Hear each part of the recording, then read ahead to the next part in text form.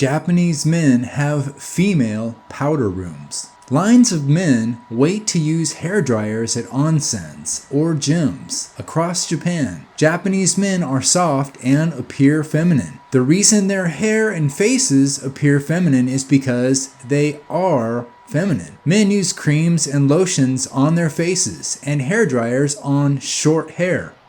Short hair. Japanese men are like women.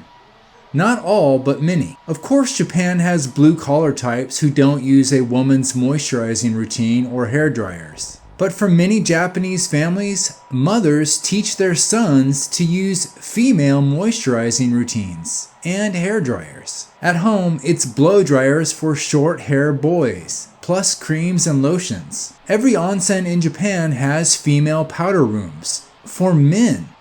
This has made a country of soft, stressed out, tattletale type men who behave like women in public places. Japan is not a manly man country.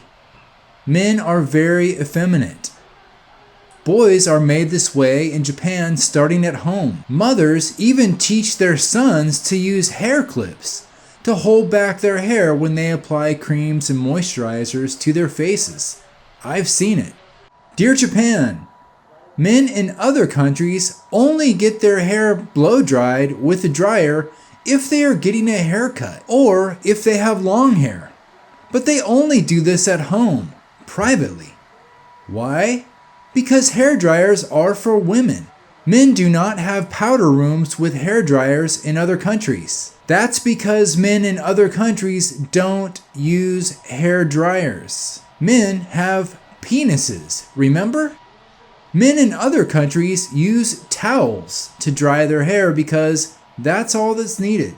But in Japan, you see entire powder rooms with hair dryer areas for men. What?